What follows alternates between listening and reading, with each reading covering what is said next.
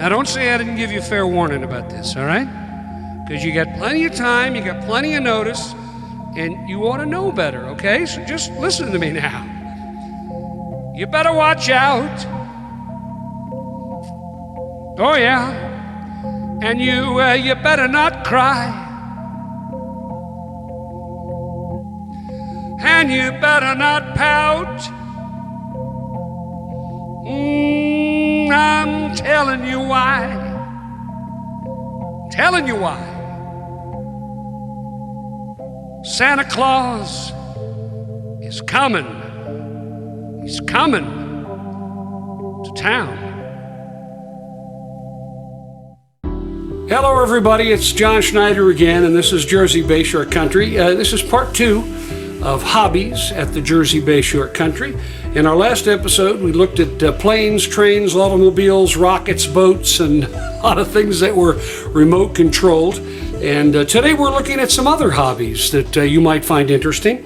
And with me is Alan Placer, who is the hobby master at Hobby Masters, but you might have your own hobby master where you live, so make sure you consult with your own. This is mine. Keep your hands off of it. Now, I had a question right at the get-go. I was walking through the store, and I saw this piece of wood, and I said, "This is balsa wood, right?" He says, "Yeah." I said, "Well, I want to ask you a question about it, because I really don't understand it." And he said, "What's to understand? It's wood. You put stuff together." When I was a kid, and I'd gone to a hobby shop, there was a lot of this stuff. And it seems to me people were making planes and things out of it. Do you still sell balsa wood? Absolutely. We have a full rack of different sizes of wood, just like you get at a lumber store. And what do people make out of this stuff? Don't say anything and everything, but what do they usually make out of balsa wood? They make stuff and things and whatever they want. Are there patterns? Are there balsa wood patterns for things? Or there what? are some patterns, but it's mostly either it's a school project that you need to build something out of, or a model railroad you're doing some scenery with. There is really no limit to the use of wood. And this comes from the balsa tree? Exactly. It does. You're just making that up. No. All right. All right. Well, this program is all about hobbies, and as you can see, we have a few set up for you. This might also be called gift-giving ideas, whether it's the holidays, Christmas, Jewish, Muslim holidays, you name it. It's always fun to give gifts, especially for birthdays, and especially to the hosts of TV shows that you happen to admire. It's okay to send gifts. Now, what do we have here, Alan, that you particularly like? Well, we have a variety here to just show different things that don't involve sitting in front of a television or computer model. What? Yeah. Very popular is gaming for adults and kids.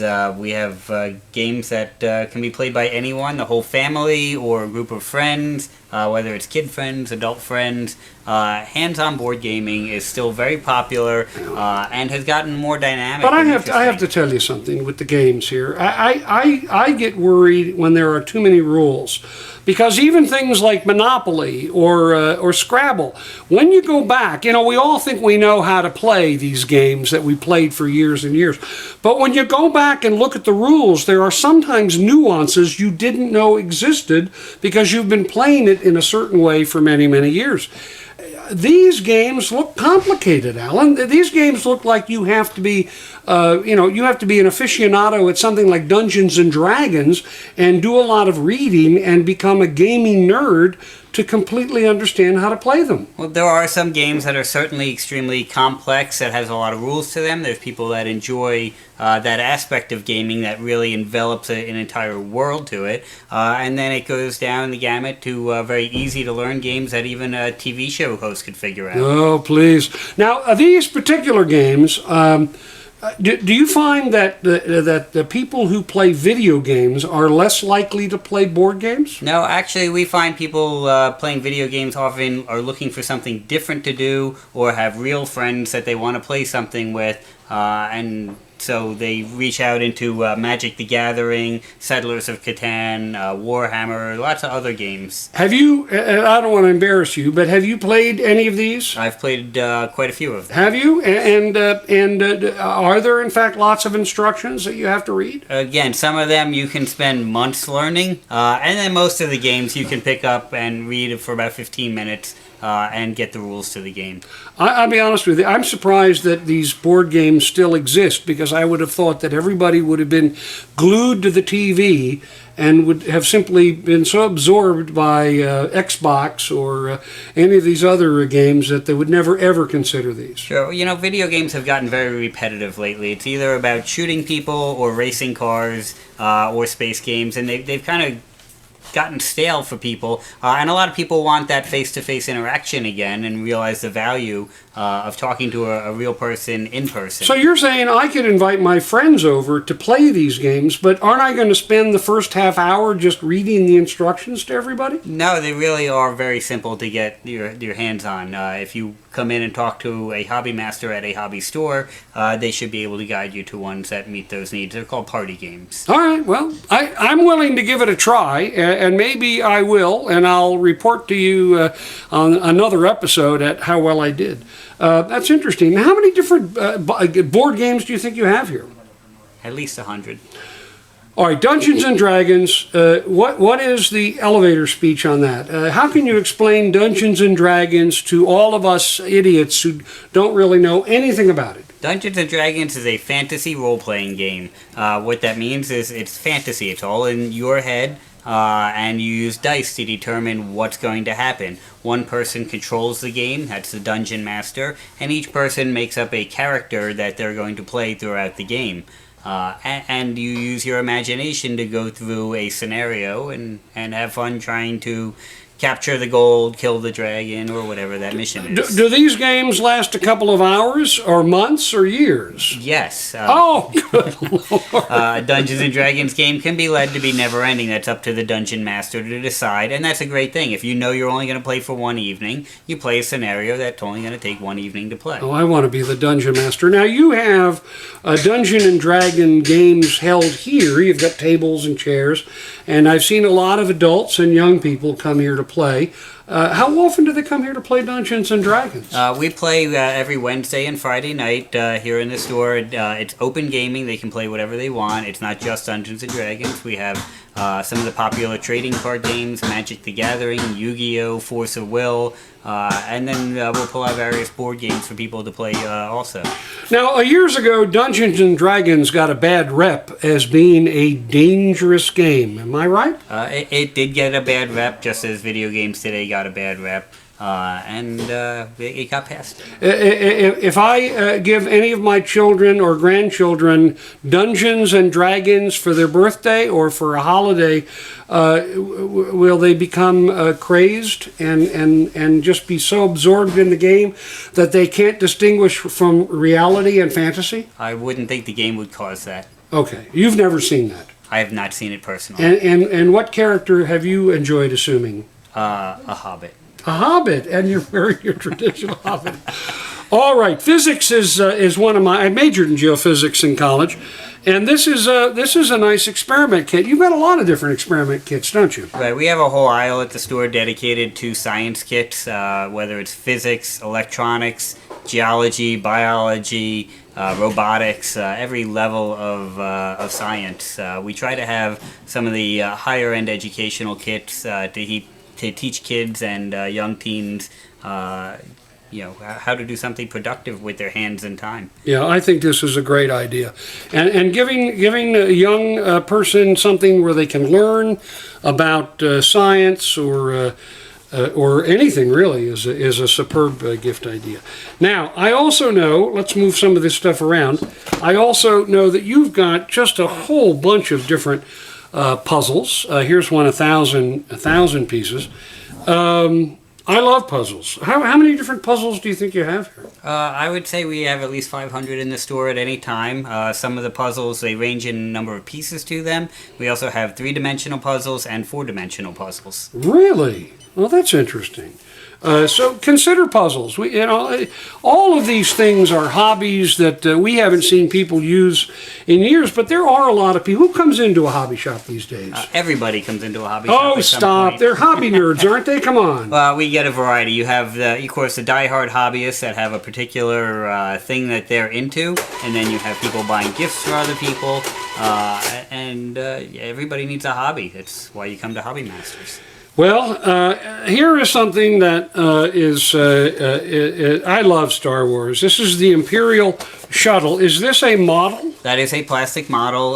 Star Wars coming back strong, so Star Wars models have come back strong again. Model building is something that every child should experience. They don't teach how to build things in school anymore, so getting a child a plastic model, and there are different skill levels as they get older and more experienced, but it definitely is a very rewarding thing when you see a kid's face when they've just completed a model and how proud they are that they actually built something.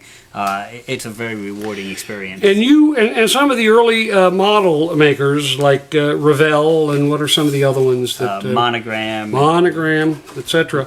You have, I think, more models in this store than any other thing, maybe even more than trains. I don't know. Right, we have a very big follower of modelers, of the die-hard guys that build for modeling contests, very high detail to them. And we also like to keep models around so that kids can learn to build. We will sit and teach them if they need help. Sometimes we'll run classes on them. So we have, I think, about 5 or 6 aisles dedicated to plastic and wood models. And you will make a model for somebody. I know that you've told me before that oftentimes service folks in the service will come by that are either retired from the service or still on active duty or in the reserves, and they see a ship or a submarine or a plane or some piece of equipment, a tank or a gun that they were associated with, and they like to buy that and make that, and sometimes they have you make it, don't they? Right, and also it's popular as a gift to do, to have us build, you know, the exact replica of an M1A1 that somebody served on, or the Navy ship that they served on. We're always proud to do that for a veteran. It's a very rewarding experience for us and the customer. Well, as you know, we have a lot of patriotic folks in the Jersey Bayshore. We have a lot of veterans here, and firefighters and police and that sort of thing. And you should think about that as a gift for these folks.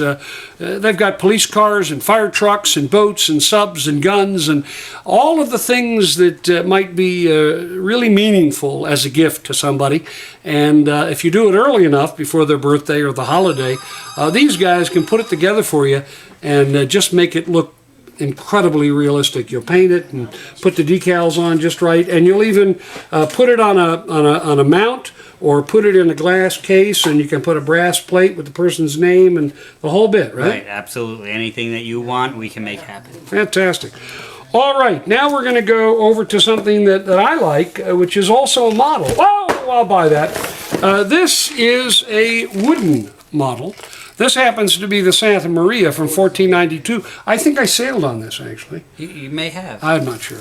But tell me about the wooden models. They're really fun to make. I did a couple myself when I was younger. Wood modeling is definitely a more intense skill, a little more involved to it, very relaxing once you get the hang of it. And you can make incredible ship models, airplane models that become family heirlooms, and actually can increase in value over the years too. Well, these are the kinds of things that you can make, and it'll take you maybe months to put together. I mean, some of the other models you could probably put together in a weekend, but these take some time. Right. And Alan's right. These are the kinds of things that I would put on my mantle, on my fireplace, or put up on a shelf. They turned out very realistic, and the wood looks nice, and these are terrific. What does something like this cost? They vary. Wooden ship model kits can start around $40, and you could spend as much as $500 on a very large, detailed ship. Oftentimes we'll make glass showcases for them with LED lighting. It becomes a piece of furniture in the house. We also do a lot of restorations on older ships for people that are family heirlooms, and again, high-value pieces of art. Speaking of art, you're not an art store, but you do have a lot of paints and tools and brushes and things for some of the detailed work that needs to be done on some of the train models and that sort of thing. But you also have paint kits. Some of it's beginner kits, like this one, which is really nice. Tell me about some of the painting supplies. You're not necessarily an art store, but you have a good number of art kinds of products. Right, we keep a variety of products for entry-level artists, starter kits, paint by numbers, sketching kits. It's very popular again to do sketching and get off a computer and make real art. And so we have everything you need to get started. And here's something else that I used to love these. These are paint by number, and I haven't seen these in years. Now, I used to actually mix up the paint so that if number 7 was red, I'd make number 7 green, and then I'd make some other number, some other color, just to see what it would look like when it was all done, and it was rather psychedelic. That doesn't surprise me with you. We do have some that require mixing. We have some that don't require mixing, which I think seems to be the favored way to go nowadays. In different sizes, plus some are oil, some are on canvas. And some of these really do turn out quite nice, don't they? Beautiful pieces that are worthy of framing. And what I've always learned about these is you do not have to stay inside the lines. And that's been my philosophy of life, quite frankly. Very much so. Yeah. Now here's something else, something artistic. This is a sketching, Royal and Langnickel. Oh, what a great manufacturer of stuff. This is a sketching art project. Are you a good artist? No, drawing is not one of the things I could do as far as that form of art. That's why we employ a variety of different artists in the store that can do different things. Now, I want to make sure that you're not a sexist hobby shop here. Is this only for boys and men? Not at all. Oh, come on. What woman would want to play with a train? Oh, trains, radio control. It doesn't matter what sex you are. It's all fun to play with. Sure. Do you have a lot of women coming in and looking at all the stuff? We do. Of course, not as many as men, but absolutely, fun is fun. Yeah, absolutely. What else do you have? Do you have anything else? Here's another kit that Alan just brought up, an electronic snap circuit. You can build 300 different projects. I taught microelectronics at one of the local high schools here for about a month. And these are actually useful for electronic projects to plug in different components, capacitors and transistors and resistors and wires. And you can make radios, you can make different sounds, a motion detector, all kinds of things. And, this would be fun to have even for me. It's ages 8 to 108. Right, and when you get to 108, I'll get you one. These are actually a great way to teach a kid electronics. Again, these science skills are just not being taught in school, and they can learn them on their own with some of these kits. Hobbies are so much different than television, aren't they? Although television can certainly be educational, hobbies give you an opportunity to get your hands on something, not just to sit back and just vegetate in front of the TV screen. This gets you involved, and it gets you to learn, doesn't it? And I don't know if there are any studies of kids that have been involved in a serious hobby as they've grown up versus kids that have just watched television. Did you watch a lot of television, or were you always involved in some kind of hobby? I did a little of both. But I can tell you, John, is when we were growing up, we were told that the future will be in computers and you must learn computers. Today, every kid learns computers. The future for them will be the people that can do hands-on trades. And that's what hobbies teach them, is how to work with their hands. Right. What are some of the hobbies that you enjoyed when you were a kid? I know that you love the RC cars now and you like to race them. But what were some of the hobbies that you went through? Because your dad was a hobby master and he had this store before you do, and you'll probably pass it on to your son Connor. What, if he behaves, what are some of the hobbies that you enjoyed as a kid? I always enjoyed radio control cars, model trains. I dabbled with radio control boats and wooden shipbuilding. There's nothing in the store that I haven't tried at some point. Gaming, it's fun to experience all of it and then see what you enjoy. Well, I hope you enjoyed this segment of Jersey Bayshore Country, and that you'll consider developing a hobby or just going into your local hobby store and walking around and asking questions.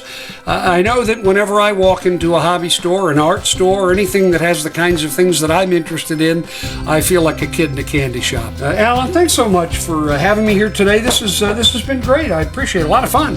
And I hope you enjoyed our segment on hobbies at the Jersey Bayshore. There's so much to do outside. I hope you'll get out and see the Jersey Bayshore. But when it's late at night or early in the morning or cold outside or raining outside and there's nothing else to do, think about developing a hobby or thinking about helping your children develop a hobby. It's a wonderful way to learn and to play and to enjoy life when you're not out enjoying the Jersey Bayshore.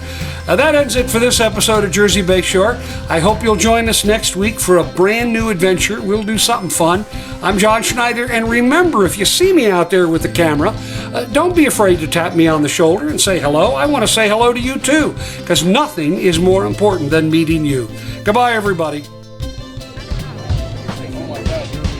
Hi! Merry Christmas!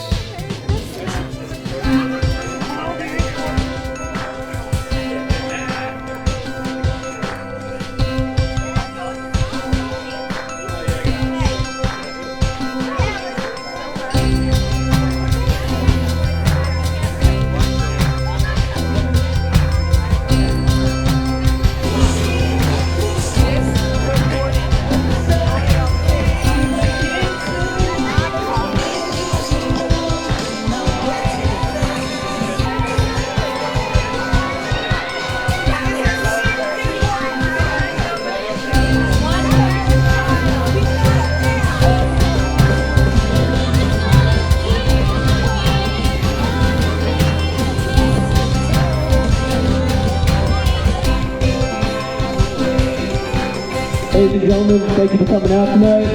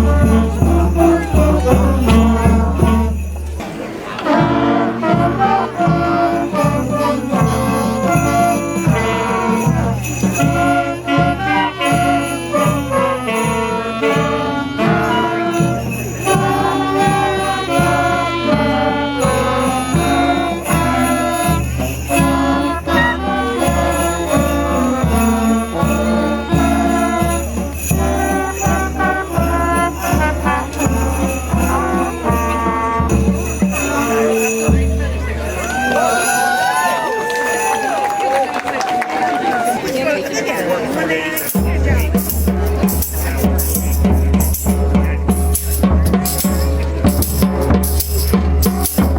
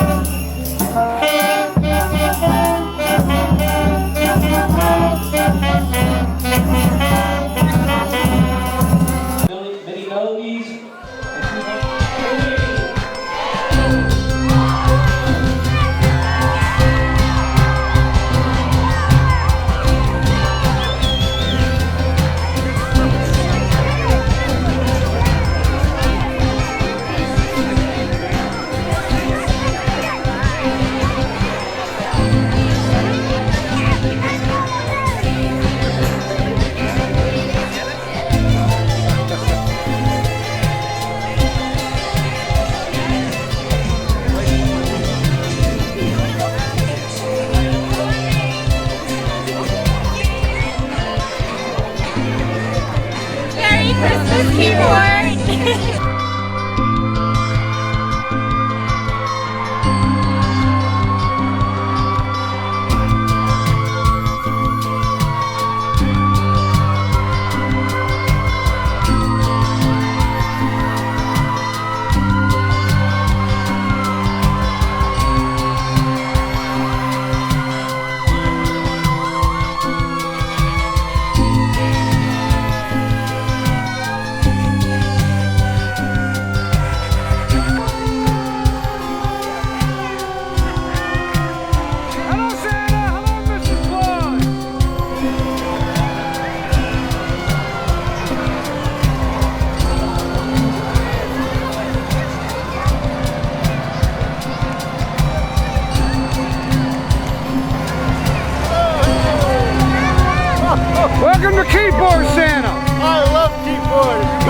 keyboard, Mrs. Claus. Beautiful, beautiful town.